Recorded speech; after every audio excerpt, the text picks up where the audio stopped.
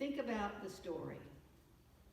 Now, on his way to Jerusalem, Jesus traveled along the border between Samaria and Galilee. As he was going into a village, 10 men who had leprosy met him. They stood at a distance and called out in a loud voice, "Jesus, Master, have pity on us." It is hard for us to appreciate the full impact of what being a leper meant in the first century. Leprosy is a deadly disease, and we know now that it's caused by a form of bacteria. But it wasn't really treatable until the 20th century. And even now, this bacteria mutates so quickly, it takes a multifaceted attack plan. And in impoverished nations, or nations where there's a huge stigma attached, people don't get the treatment they need, either ever or until horrendous damage has been done. Believe it or not, leprosy is actually prevalent in this country, in small amounts, in Louisiana and Texas. We don't think about that. In India, there are a lot of people who suffer from leprosy. It affects the skin, the nervous system, the immune system. It can cause severe disfigurement, blindness, deformity. Untreated, it is fatal. Then it was always fatal, and lepers were considered the walking dead. But as horrendous as the physical impact of leprosy was, the social impact was even worse. Because in the ancient world, leprosy was viewed as a curse. It was the judgment of God for sin. Not only were you dreadfully ill with a disease that would rob you of your body piece by piece, you deserved it. Now, not all that was called leprosy in the ancient world is what we understand as leprosy or Hansen's disease. Any ugly, scaly rash could be called leprosy. Psoriasis, eczema, impetigo, shingles, skin cancer. Anything that was scaly and ugly and noticeable could be identified as leprosy and result in that person being excluded and cast out of society. Naaman from our Old Testament reading probably had a condition that only affected his skin, but it still caused him great problems, although in his particular time and place, he was not as badly affected because of his social prominence. He was still part of society and family. But people with leprosy within Israel were feared. They were taken away from their family and loved ones and forced to live on the edges of town away from others. Even children could be cast out in this way. Suddenly homeless and destitute, if family members didn't bring them food and leave it at a safe distance, they would starve to death. They were forced to dress in torn clothing and to identify themselves by shouting out a warning that they were unclean. If the wind was blowing, they couldn't come within 150 feet of other people. And there was no command to take care of lepers. Lepers had to band together on their own to figure out a way to survive. And anyone who touched or lived under the same roof as a leper suffered the same fate. Does any of this sound familiar? I know there are some younger people amongst us, but I certainly remember the words of Jerry Falwell in 1987, condemning homosexuals and saying that AIDS was a punishment for their sin. And he went even further in the 90s when he said it was the punishment for any nation that tolerated homosexuality.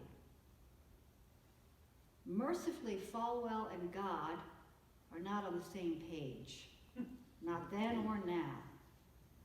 Neither AIDS nor leprosy is a punishment for sin. But the fear is still there.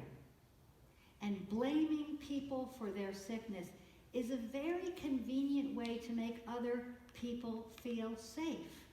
Because somehow, if it's their fault, it can't happen to me because I didn't do that thing or I'm not gay. Therefore, I'm safe. Which is an illusion, of course, but a convenient one. Jesus was traveling in the borderland between Samaria and Galilee, a place sparsely inhabited, a place safe for outcasts. And there he encountered the group of 10 lepers, who did what they were supposed to do. They stood at a distance, but they had obviously heard of him, because they called out to him, and they addressed him as master, and they asked him to have pity on them. Nobody else had pity on lepers. If you were a leper, it was somehow your own fault.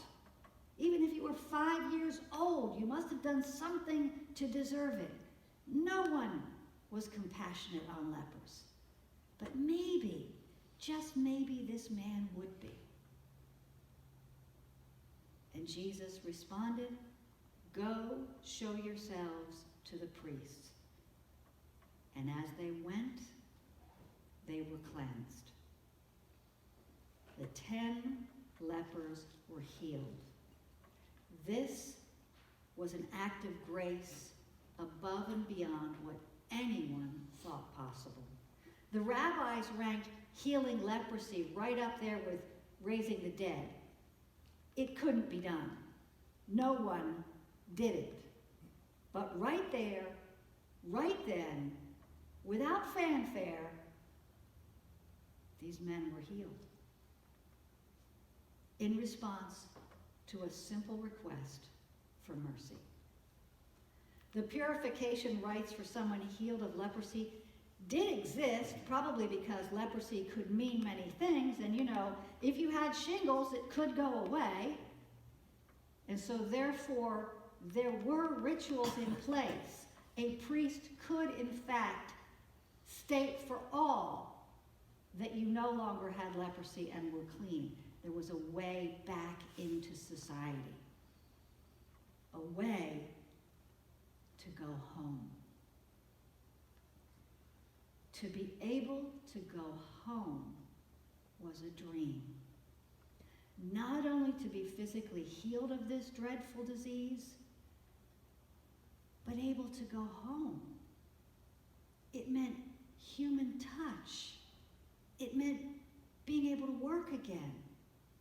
Marriage and family, holding your children, being able to worship in the synagogue. It meant no longer living under what people believed was divine condemnation.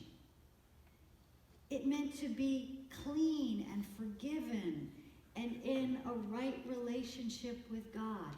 It is impossible to understate the magnitude of this life-changing event.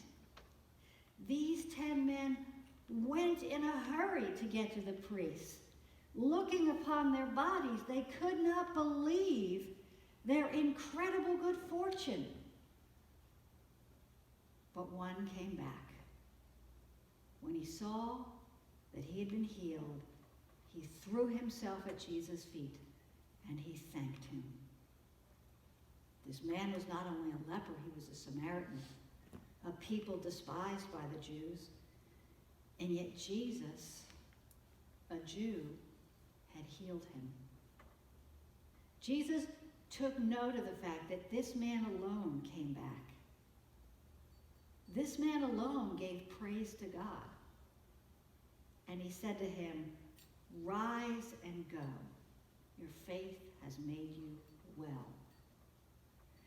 Now I have to take issue with the NIV, the New International Version at this point, because their translation of the word made you well has got to be the lamest translation I have ever seen. Because this word really means to be saved, rescued from death. It's the same word as salvation. These people were living dead. This man was part of the living dead, and he had been restored to full life. Made well sounds like he had a cold.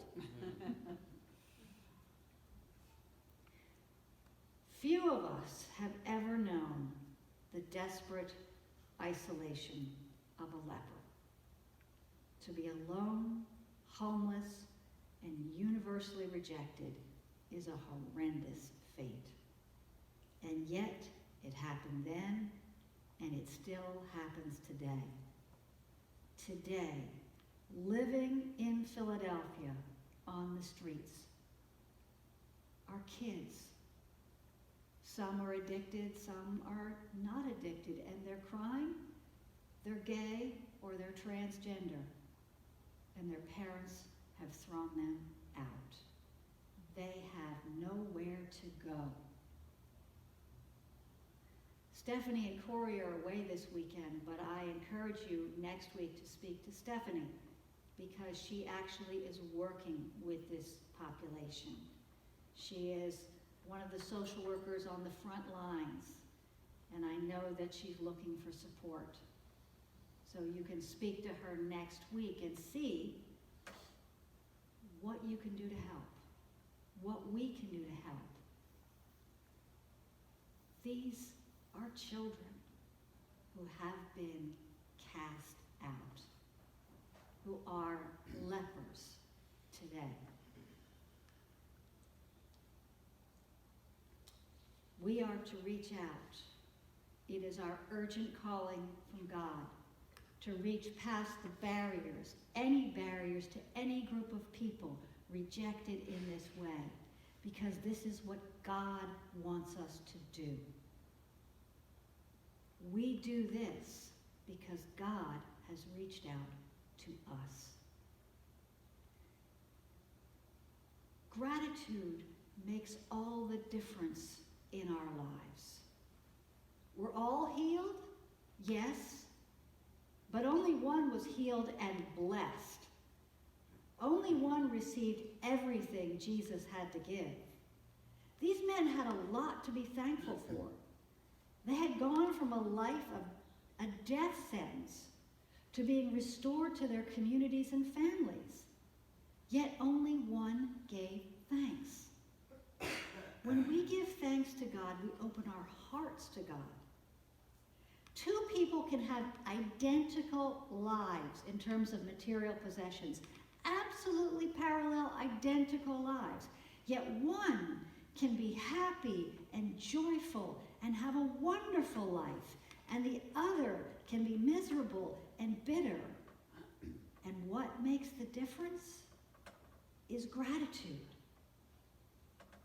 What we have is less the point than how we respond to what we have.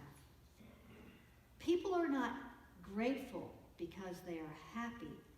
They are happy because they are grateful. There are all kinds of studies out there today on the power of gratitude, and secular psychologists recognize the difference in quality of life and overall health. But something is often missed in these studies. And that something is the fact that gratitude is not just a positive